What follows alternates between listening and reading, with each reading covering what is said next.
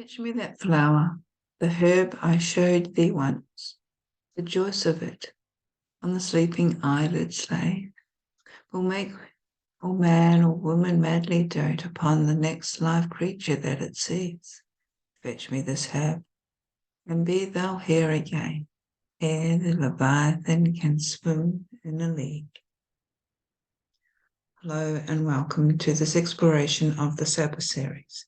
My name is Frances Billinghurst. I am an author and initiate of a contemporary witchcraft tradition based here in Adelaide, South Australia. In this presentation, we are going to explore the second summer Sabbath. That is the summer solstice. But before I do, I would just like to acknowledge country and acknowledge the Kaurna people of the Adelaide Plains, who are the traditional custodians of the land upon which I am doing this recording. As such, I pay my respects to their elders past, present, and emerging. As the sun completes its southern journey, it rests briefly over the Tropic of Capricorn before moving northward again. When it enters the astrological sign of Capricorn in the southern hemisphere, we know that the sun is at its highest point and its brightest, and that it is time that the summer solstice has arisen. Sun and summer is the time of beauty and love, energy and strength, and rejoicing in the warmth of the sun. Daylight savings has encouraged us to spend more time outdoors, socializing with family and friends. And as we enjoy this carefree time, celebrating life and the triumph of life, we do not want to think about the rest of the cycle, that of death, as we will be reminded of that only too readily when the temperatures soar upward and our land begins to burn. The Illawarra flame tree is probably one of the most colourful Australian trees around the summer solstice, and at this time of the year it's often filled with flower. Here in South Australia, it is the blue gum that provides us with an attractive show of creamy and pinky red flowers. The Kaurna people of the Adelaide Plains call this tree kura, the honey tree, as it is also an important nectar source for birds. And even within Siberia, the delicious scent of roses fills the air, and the summer fruits ripen under the ever-increasing power of the sun, awaiting harvest. When we look to the skies above us, we see Orion the hunter, with his distinctive belt and sword dominating the northeastern sky, and is followed up by his two dogs, Canis Minor, with its brightest star Procyon, and further south, Canis Major with the dazzling Sirius. Stars of Orion's belt are more commonly identified as forming the base of the source pit, as it's known here in Australia and also in New Zealand. Ahead of Orion lies Taurus the Bull, notable for the Pleiades star cluster. This constellation is characterized by the upside-down V shape.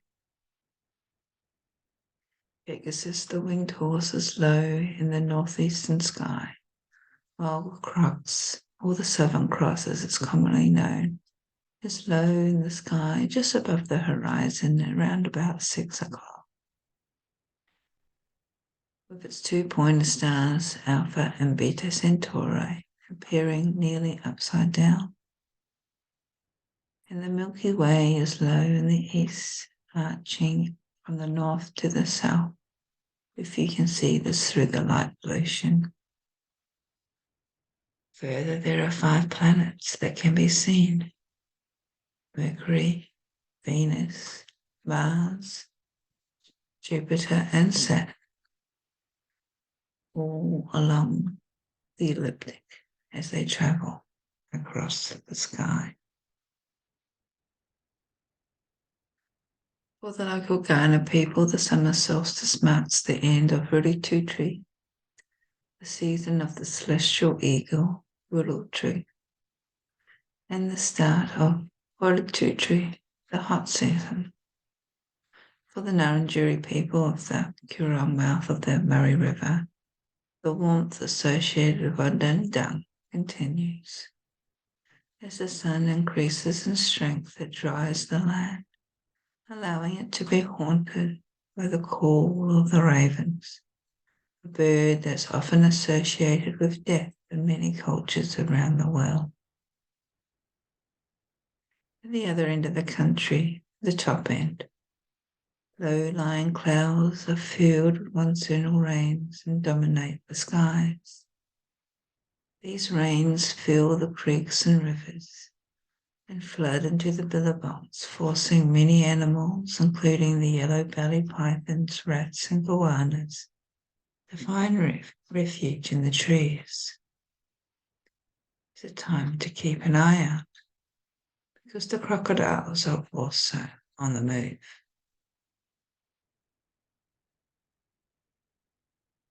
Within contemporary witchcraft, the god in his guise as the son or solar god is now at the height of his power, ever increasing. He has been letting us know of his strength. However, the show comes with a cost, and soon will be the time for we actually notice his waning power from the summer solstice onwards. This darkness, however, is not perceived in a negative sense, because it's needed to ensure the fertility of the land. Still, I'm working so that God sows the seeds of his own death. At the summer solstice, the goddess is depicted as either showing the early signs of pregnancies from her union with the god at Beltane 6 weeks earlier. This is because the fertility cycle of the divine does not necessarily follow the same allotted time as humans. Still, she is glowing as many expecting mothers do. Alternatively, her pregnancy is well advanced. This is often depicted as the Empress, found within many tarot decks. And all around us, the earth shows its magnificent bounty. Life is full and busy with activity.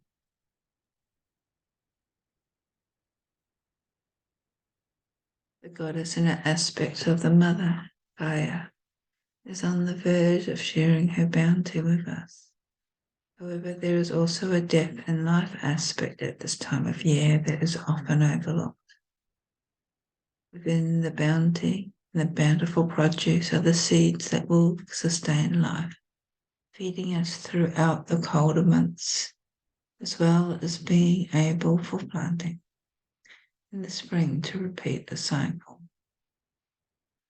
After the pollination and fertilization of the beautiful flowers we so admire, they will die. But this is the natural cycle of things, of life. In their death, flowers release their previous seeds that fall to earth in order to create new life. It can be difficult to connect to the fact that at the time of waxing is coming to the end and the time of waning is almost upon us. Then we are surrounded by so much bounty and life, and it seems to be at its fullest.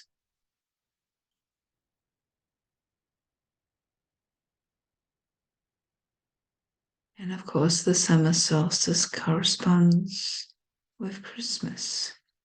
Unlike the Northern Hemisphere, where it is their winter solstice or Yule, our Christmases are often at the beach, full of sunshine and heat.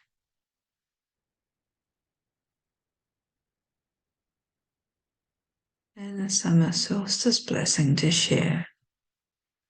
It's the midsummer's evening, the shortest of night, where our planet is blessed with the greatest of light, the sun at its power shedding its wealth, with the earth glowing in abundance and health. The trees are green, the birds are in song, the days are as warm as they are long. We honor the animals, the plants and living things, the sun and the water, and for the life that it brings. May you find well-being and may you find peace in days after solstice as the light does decrease. May the blessings of the solstice be yours, I pray. And the light from your heart and the soul every day.